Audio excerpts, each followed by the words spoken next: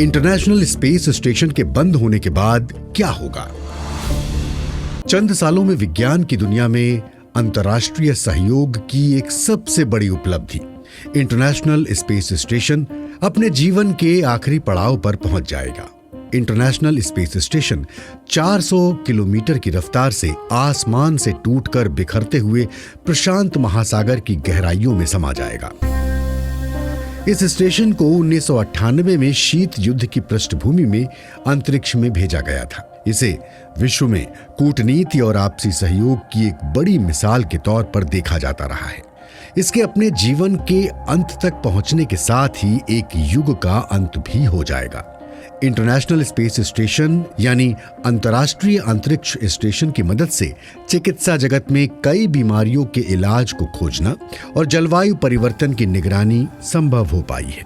पिछले लगभग 30 सालों से इंटरनेशनल स्पेस स्टेशन पृथ्वी की परिक्रमा करता रहा है। लगभग 30 साल पहले अंतरिक्ष में पहुंचने के बाद अब इसका ढांचा कमजोर पड़ने लगा है और 6 साल के भीतर इसे बंद कर दिया जाएगा।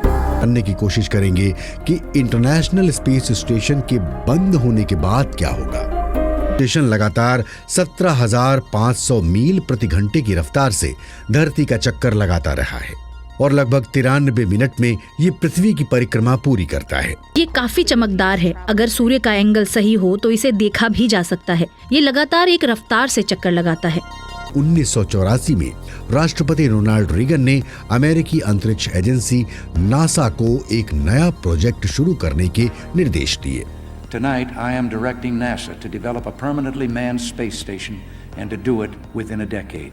राष्ट्रपति रीगन ने नासा को अन्य देशों के साथ मिलकर 10 साल के भीतर अंतरिक्ष में एक ऐसा स्टेशन बनाने के निर्देश दिए जहां रहकर मनुष्य रिसर्च कर सके। उन्होंने कहा कि ये दुनिया में शांति और समृद्धि लाने की दिशा में एक बड़ा कदम है।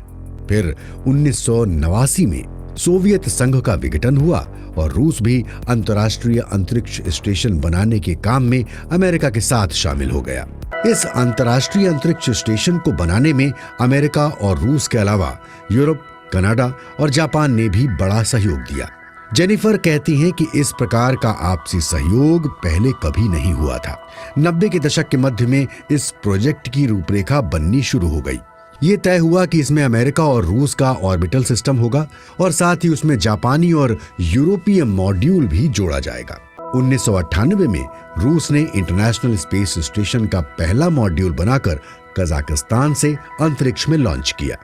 उसी साल 4 दिसंबर को अमेरिका ने अपना मॉड्यूल भी लॉन्च कर दिया। इसके बाद इसमें दूसरे मॉड्यूल जोड़े गए। जेनिफर कहती हैं कि इसे अंतिम रूप देने की प्रक्रिया 2011 तक चलती रही और इसका साइज एक फुटबॉल के मैदान जितना बड़ा हो गया। मगर इस विशाल ढांचे में दुनिया के कई देशों के वैज्ञानिकों और संसाधनों के बीच सहयोग और समन्वय कैसे होता है? इंटरनेशनल स्पेस स्टेशन पर इस प्रोजेक्ट से जुड़े देशों यानी अमेरिका, रूस, कनाडा, जापान और यूरोपीय देशों के कम से कम 7 वैज्ञानिक हमेशा रहते हैं। उनका अभियान आमतौर पर 6 महीनों का होता है। आमतौर पर अंतरिक्ष यात्री स्पेस एक्स के क्रू ड्रैगन या सोयूज कैप्सूल में बैठकर इंटरनेशनल स्पेस स्टेशन पर जाते हैं।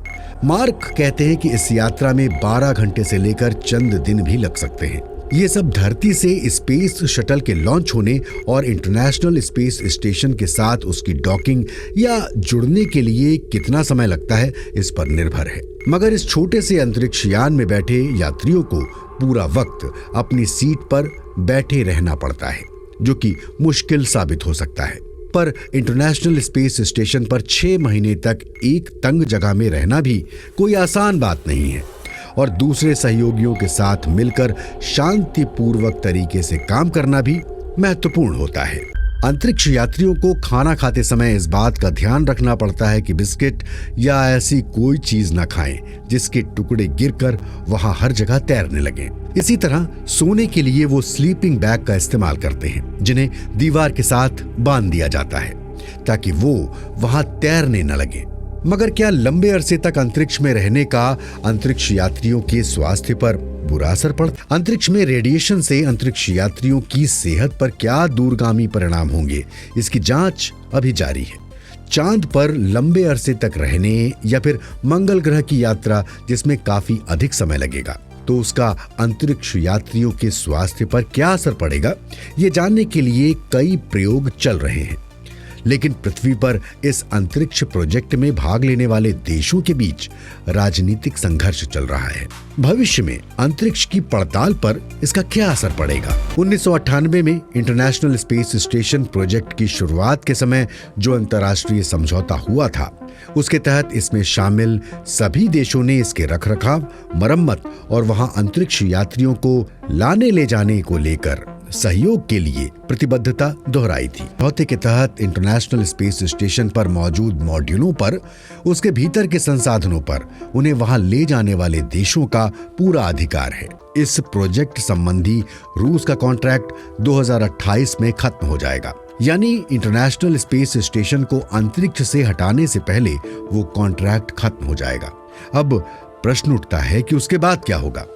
अमेरिका, चीन, रूस और भारत जैसे चंद देश अंतरिक्ष में अपनी जगह बनाने की होड़ में हैं। रूस के इंटरनेशनल स्पेस स्टेशन प्रोजेक्ट से बाहर होने के मद्देनजर अमेरिका ने समस्या के समाधान के लिए निजी कंपनियों का रुख किया है और एलन मस्क की स्पेस एक्स कंपनी के साथ सहयोग शुरू कर दिया है। स्पेस एक्स पिछले 10 सालों से अंतरिक्ष यात्रियों को अंतरिक्ष स्टेशन ले जा रही है, मगर उसकी मंशा पर्यटकों को अंतरिक्ष में ले जाने की भी है। स्पेस स्टेशन का ढांचा 30 साल से अंतरिक्ष में रेडिएशन और कठोर स्थितियों की मार झेलते झेलते कमजोर पड़ता जा रहा है।